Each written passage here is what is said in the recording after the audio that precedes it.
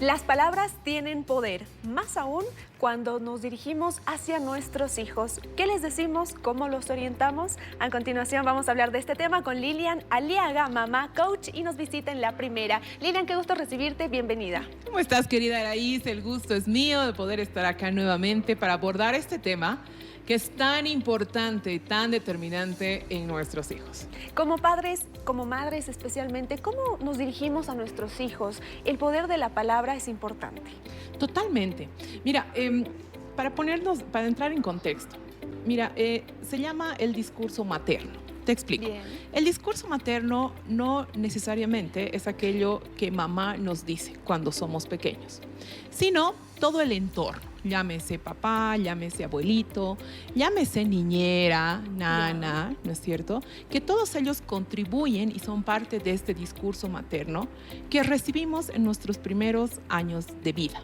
De hecho, voy a irme inclusive un poco más atrás, durante la gestación, ¿sí? Tenemos 9 meses a raíz, tenemos calor permanente, tenemos alimento permanente, ¿no es cierto? Porque todo el tiempo estamos alimentándonos en la pancita. Tenemos movimiento permanente. Tenemos latidos del corazón de mamá permanentemente durante 9 meses. Nacemos y nos encontramos con un entorno distinto, posiblemente hasta hostil. Ahora, el bebé ya no tiene pues alimento permanente 24/7, ya no tiene calor permanente, porque además, ojo, creencia, no hay que alzar a las guaguas porque se van a acostumbrar a la mano y hay que tenerlas en la cuna. ¿Será que ese bebé ya no necesita el calor de su mamá? ¿No necesita escuchar los latidos del corazón de mamá? Entonces se encuentra en un entorno hostil, donde posiblemente es la primera vez que siente miedo. ¿Qué hace entonces el bebé? ¿Qué hace Araíz? Llora. Llora, es su forma sí. de expresarse. No va a decir, mamá, te cuento que me he acostumbrado y ahora... No, ¿no es cierto? Entonces llora y llora y llora. ¿Qué entiende la mamá? ¿Qué entiende el papá? ¿Qué entiende el abuelito? Ay, qué llorón este bebé, ¿no? Hay que educar, se está malcriando, ¿no? Y mira, se genera la primera etiqueta: malcriado, llorón. ¿Será que realmente este bebé que está necesitando algo, ¿sí? ¿Es realmente un malcriado? ¿Es realmente un llorón? Pero mira, ya se ha generado una primera etiqueta, ¿no? Cuando realmente no estamos viendo los padres lo que hay detrás del comportamiento. Siempre hago incidencia en esto, ¿no? Y simplemente etiquetamos. Y ahí empiezan nuestras palabras a determinar en lo que somos hoy, porque tú y yo somos hoy la construcción de lo que un día papá y mamá nos dijeron que somos cuando pequeños, ¿sí? Es un miedoso. ¿Qué miedosa eres? Listo. Creciste, porque además lo crees, Araíz. O sea, lo creemos. O sea, no te olvides que es papá, mamá, una voz autorizada en nuestras vidas cuando niños.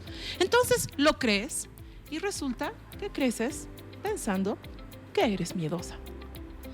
Imagínate, y esto para nada más tomar conciencia de cuánta responsabilidad tenemos de aquello que les decimos a nuestros hijos, porque simplemente lo van a creer.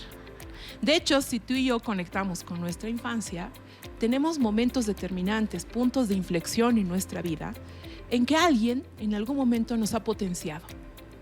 Yo recuerdo un profesor en el colegio, ¿sí?, que después de una exposición, él dijo, así se expone. Yo temblaba de miedo. Pero, ¿sabes?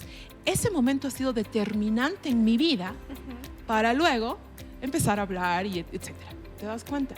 Son momentos determinantes en que alguien nos dijo algo que ha marcado nuestra vida. No solamente que podría habernos herido, porque, ojo, Claro. si viene de mamá o de papá, calificativos de esa naturaleza, como todo el tiempo eres un malcriado, eres un desobediente, eres un flojo. Ojo, eres.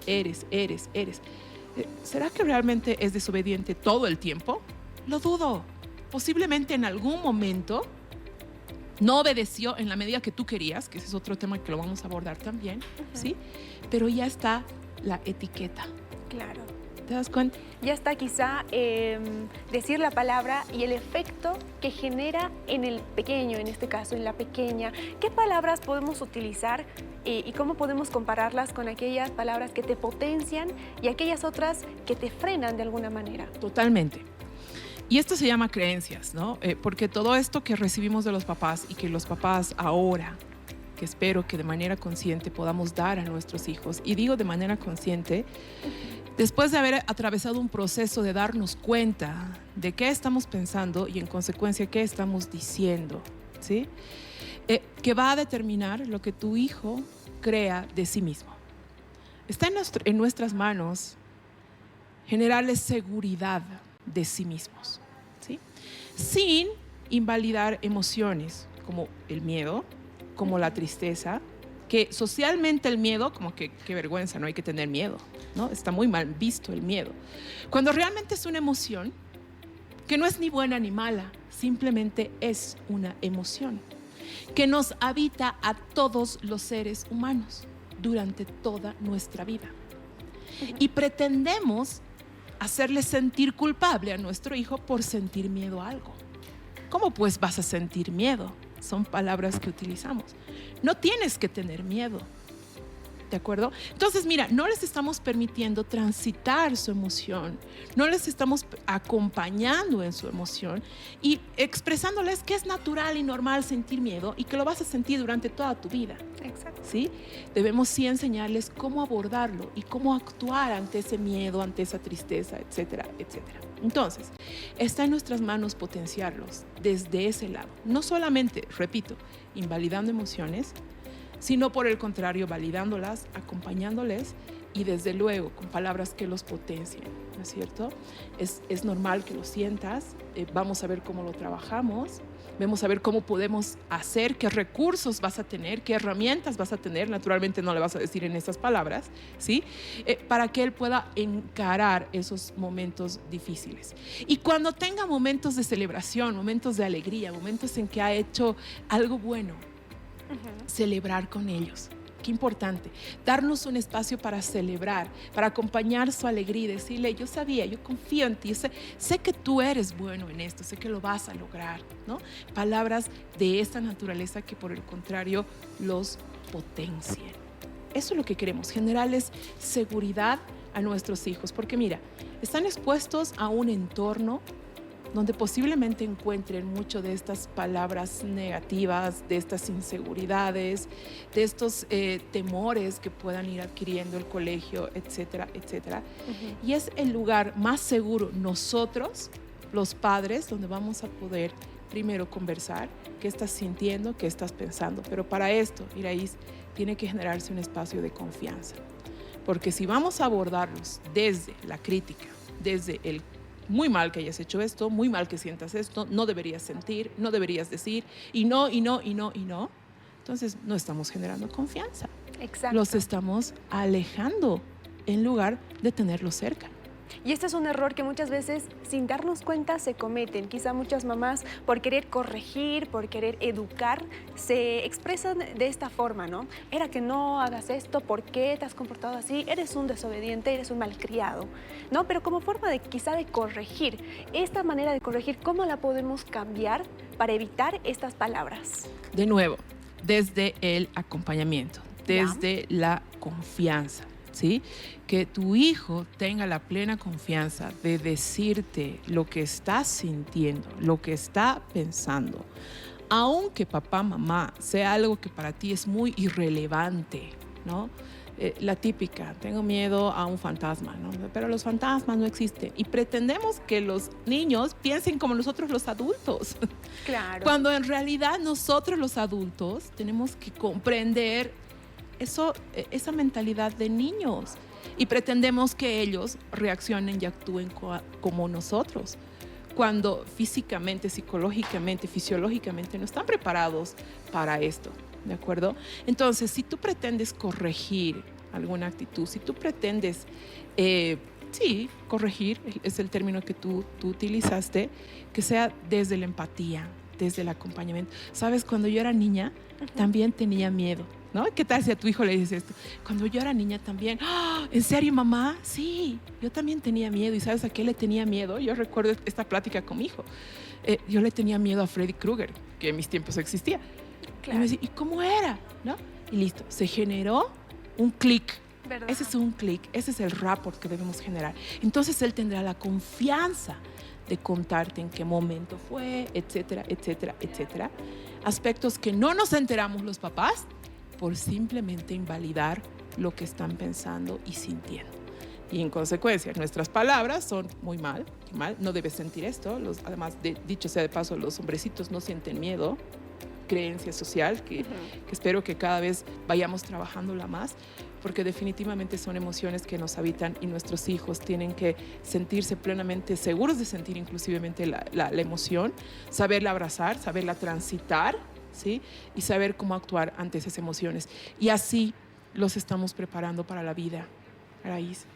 Exacto. Así los estamos preparando para lo que Eso. viene más adelante, ¿sí? Porque en la vida vamos a tener problemas, vamos a sentirnos en situaciones muy difíciles, contrarias, hostiles.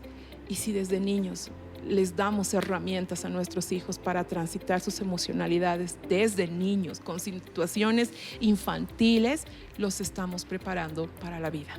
Entonces, el poder de la palabra, cómo nos expresamos hacia nuestros hijos, qué palabras utilizamos para orientarlos, para educarlos, para criarlos, para prepararlos para el futuro, tiene mucho que ver con fortalecer el carácter, Totalmente. su personalidad. Totalmente. Totalmente. Como te decía, tú y yo hoy somos construcción de lo que un día papá y mamá nos dijeron. Papá, mamá, niñera, llámese lo que se llame, este discurso materno del que te he hablado. Entonces, es determinante en la construcción del ser de la persona que se está construyendo y que de adulto va a demostrar y va a denotar también. Porque cuando adultos, muchos de nuestros comportamientos, muchas de nuestras reacciones devienen de nuestra primera infancia. Qué importante conectar con nuestra esencia. Qué importante saber reconocer nuestras necesidades. Primero, nosotros mismos. ¿Requiere un trabajo? Sí que lo requiere papá, mamá. Pero si vivimos en la ignorancia, si vivimos ignorando y replicando simplemente patrones de comportamiento que los hemos adherido, pues estamos, en lugar de construir, hasta tal vez, si me atrevo a decir, destruyendo a nuestros hijos. Y sin darnos cuenta. Y sin darnos cuenta. Es momento de pensar más positivo que negativo. Es momento de utilizar las palabras adecuadas y correctas, generando empatía, generando confianza con nuestros pequeños para así orientarlos y que estén preparados para la vida, ¿no? Para el futuro. Lilian, te agradecemos por la visita. Gracias a ti, Araís, gracias a todos los papás, mamás, al programa por la invitación. Yo estoy dispuesta a acompañarlos siempre con las puertas abiertas, acompañar a aquellos papás, mamás en sesiones personalizadas, a los grupos de padres de familia en los colegios donde también podemos hablar de estas temáticas, absolver dudas, ¿qué hago en este caso? ¿Qué hago en este otro? Mi hijo es así, mi hijo reacciona así, y juntos poder construir qué es lo que necesitamos, aportar a esta prevención de violencia que ahora nos mueve a muchos. Te agradecemos, Lilian. Nos vamos a reencontrar la siguiente semana para conversar y abarcar sobre otros temas de interés para aquellos padres y madres que nos ven acá en La Primera. Vamos a continuar.